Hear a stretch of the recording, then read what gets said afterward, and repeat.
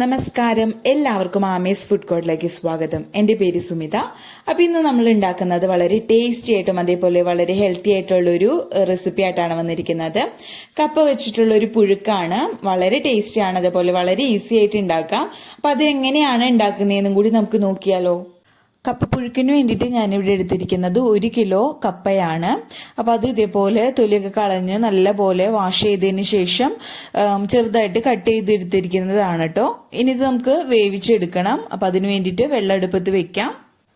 ഞാനിപ്പോൾ വെള്ളം ചൂടാക്കാൻ വേണ്ടിയിട്ട് വെച്ചായിരുന്നു. വെള്ളം നല്ല പോലെ ചൂടായിട്ട് വരുമ്പോൾ നമുക്കിതിലേക്ക് കപ്പ ഇട്ട് കൊടുക്കാം. അപ്പം അത്യാവശ്യം കുറച്ച് അധികം തന്നെ വെള്ളം വെക്കാൻ ശ്രദ്ധിക്കാം കേട്ടോ. നമ്മൾ ഈ വെള്ളം ഊറ്റിക്കളയാനുള്ളതാണ്. അപ്പം അതുകൊണ്ട് തന്നെ കുറച്ചധികം തന്നെ വെള്ളം വെക്കാം. കപ്പയിൽ എന്തെങ്കിലും കയ്പൊക്കെ ഉണ്ടെങ്കിൽ ഇങ്ങനെ തിളപ്പിച്ച് നമ്മൾ വെള്ളം ഊറ്റി കളയുമ്പോൾ അത് പോയി കിട്ടും. അപ്പം അതിന് വേണ്ടിയിട്ടാണ് ഇങ്ങനെ ചെയ്യുന്നത്. നിങ്ങൾക്ക് വേണമെങ്കിൽ ഇത് കുക്കറിൽ വെച്ചിട്ട് വേവിച്ചെടുക്കാം, കുഴപ്പമൊന്നുമില്ല. ഇനി ഇതിലേക്ക് ആവശ്യത്തിനുള്ള ഉപ്പും കൂടി ചേർത്ത് കൊടുക്കാം.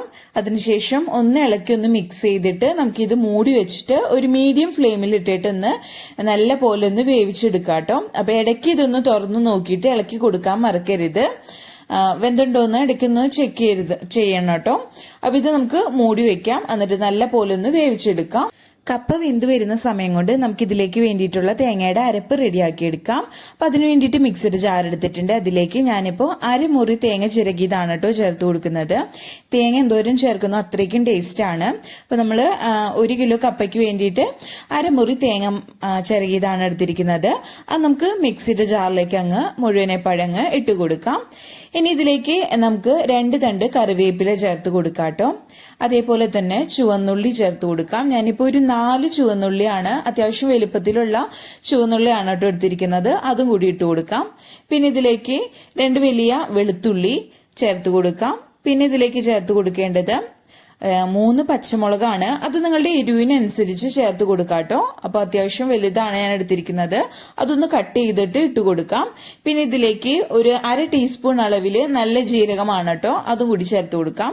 പിന്നെ ഒരു ചെറിയൊരു കളർ കിട്ടാൻ വേണ്ടിയിട്ട് ഒരു 1/4 ടീസ്പൂൺ അളവിൽ മഞ്ഞൾപ്പൊടി ചേർത്ത് കൊടുക്കാം. ചില ഭാഗങ്ങളിലൊക്കെ മഞ്ഞൾപ്പൊടി ചേർക്കാറില്ല. നിങ്ങൾക്ക് താല്പര്യം ഉണ്ടെങ്കിൽ മാത്രം ചേർത്ത് കൊടുത്താൽ മതി. അപ്പോൾ ഒരു കാണാൻ നല്ല ഒരു ഭംഗിയായിരിക്കും. അപ്പോൾ മഞ്ഞൾപ്പൊടി ഒരു 1/4 ടീസ്പൂൺ ചേർത്തിട്ടുണ്ട്. പിന്നെ കുറച്ച് ഉപ്പും കൂടി ചേർത്ത് കൊടുത്തിട്ടുണ്ട് കേട്ടോ. നമ്മൾ കപ്പ വേവിച്ചപ്പോൾ ഉപ്പ് ചേർത്തിട്ടുണ്ട്, എന്നാലും കുറച്ചും കൂടി വേണ്ടി വരും. ഇപ്പൊ നോക്കിയിട്ട് ചേർക്കാട്ടോ. ഇനി ഇത് നല്ല പോലെ ഒന്ന് ഒതുക്കി കൊണ്ടുവരാം. അപ്പൊ ഞാൻ തേങ്ങ നല്ല പോലെ ഒതുക്കി കൊണ്ടുവന്നിട്ടുണ്ട്, അതായത് ചതച്ച് കൊണ്ടുവന്നിട്ടുണ്ട്. നമ്മൾ അവിയലിനൊക്കെ എടുക്കൂലേ, ജസ്റ്റ് വെള്ളം ചേർക്കാതെ ഒന്ന് ചതച്ച് എടുക്കുക, അത്ര മാത്രം ചെയ്താൽ മതി കേട്ടോ. ഇനി ഇതൊരു സൈഡിലേക്ക് മാറ്റി വെക്കാം. അപ്പൊ ഇതാ നമ്മുടെ കപ്പയൊന്ന് തുറന്നു നോക്കിയിട്ടുണ്ട്. നമ്മുടെ കപ്പയൊക്കെ ആവശ്യത്തിന് വെന്തിട്ടുണ്ട് കേട്ടോ. അപ്പോൾ അത് വെന്തോന്ന് അറിയാൻ വേണ്ടിയിട്ട് ഒരു കപ്പ എടുത്തിട്ട് നമ്മളൊന്ന് കത്തി വെച്ചിട്ട് ഒന്ന് കട്ട് ചെയ്ത് നോക്കാം. പെട്ടെന്ന് നമുക്ക് കട്ട് ചെയ്ത് കിട്ടുകയാണെങ്കിൽ വെന്തു എന്നാണ് അർത്ഥം. അപ്പോൾ 1 or 2 കപ്പോ ഇതേപോലെ എടുത്തിട്ട് ഒന്ന് ചെക്ക് ചെയ്ത് നോക്കാം കേട്ടോ. അപ്പോൾ നമുക്ക് മനസ്സിലാവും വെന്തിട്ടുണ്ടോന്ന്. വെന്ത് കഴിഞ്ഞാൽ ഫ്ലെയിം ഓഫ് ചെയ്ത് ഇതിൽ വെള്ളമൊക്കെ ഒന്ന് ഊറ്റിക്കളയാം. ഇപ്പതാ ഞാൻ കപ്പയിലെ വെള്ളം കൂറ്റി കളഞ്ഞിട്ട് കൊണ്ടുവന്നിട്ടുണ്ട്. ഇനി ഇതിലേക്ക് നമ്മൾ നേരത്തെ ചതച്ചു വെച്ചിരുന്ന നമ്മുടെ തേങ്ങയുടെ മിക്സ് ഉണ്ടല്ലോ, അത് മൊത്തത്തിലായിട്ട് ഇട്ട് കൊടുക്കാം ഇതിലേക്ക്. അതിനുശേഷം നമ്മുടെ മിക്സിയുടെ ജാറിലേക്ക് കുറച്ച് വെള്ളം ഒഴിച്ചിട്ട് മിക്സിയുടെ ജാർ ഒന്ന് കഴുകി ഇതിലേക്ക് അങ്ങ് ഒഴിച്ചു കൊടുക്കാം കേട്ടോ. ഒരുപാട് വെള്ളമൊന്നും വേണ്ട, കുറച്ച് വെള്ളം മാത്രം മതി. എന്നിട്ട് അത് നമ്മുടെ കപ്പയിലേക്ക് ഒഴിച്ചു കൊടുക്കാം. എന്നിട്ട് നല്ല പോലെ ഒരു കയ്യിൽ വെച്ചിട്ടൊന്ന് മിക്സ് ചെയ്ത് കൊടുക്കാട്ടോ. ഈ സമയത്ത് ഉപ്പിന്റെ കുറവ് എന്തെങ്കിലും ഉണ്ടെങ്കിൽ നിങ്ങൾ ചേർത്ത് കൊടുക്കാട്ടോ, ടേസ്റ്റ് നോക്കിയിട്ട്. ഇനി നമുക്കിത് ഫ്ലെയിം ഓൺ ചെയ്യാൻ ഞാൻ ഓഫ് ആക്കിയിട്ടായിരുന്നു. ഓൺ ചെയ്തതിന് ശേഷം നമ്മൾ ഈ അരപ്പൊന്ന് വേവുന്നതിന് വേണ്ടിയിട്ട് ഒരു 5 മുതൽ 10 മിനിറ്റ് വരെ നമുക്ക് ഇതൊരു മീഡിയം ടു ലോ ഫ്ലെയിമിൽ വെച്ചിട്ട് മൂടി വെച്ചിട്ട് ഒന്ന് ആവി കയറ്റി എടുക്കാം. അപ്പൊ ഇതൊന്ന് മൂടി വെക്കാട്ടോ. ഇപ്പൊ ഇതാ 10 മിനിറ്റ് കഴിഞ്ഞിട്ടുണ്ട്. നമുക്ക് കപ്പ ഒന്ന് തുറന്ന് നോക്കാം. അപ്പോൾ ഇതാ നമ്മൾ ഒഴിച്ചു കൊടുത്തിരുന്ന വെള്ളമൊക്കെ ഉണ്ടല്ലോ, അതൊന്ന് ജസ്റ്റ് ഒന്ന് വലിഞ്ഞു വന്നിട്ടുണ്ട്. അതേപോലെ തന്നെ നമ്മുടെ അരപ്പൊക്കെ ഒന്ന് വെന്ത് വന്നിട്ടുണ്ട്. അപ്പോൾ ഇതാ നമ്മുടെ അടിപൊളി കപ്പപ്പുഴുക്ക് ഇവിടെ റെഡി ആയിട്ടുണ്ട്. അപ്പോൾ ഞാൻ കയ്യിൽ വെച്ചിട്ട് ഇതൊന്ന് ജസ്റ്റ് ഒന്ന് ഉടച്ചു കൊടുക്കുന്നുണ്ട് കേട്ടോ. നമ്മുടെ കപ്പ ഉടച്ചു കൊടുക്കുമ്പോൾ ഒരുപാട് പേസ്റ്റ് രൂപത്തിൽ അങ്ങ് കപ്പ ഉടച്ചെടുക്കരുത്, അങ്ങനെയാണെങ്കിൽ കഴിക്കാൻ അത്രയ്ക്ക് ടേസ്റ്റ് കാണില്ല.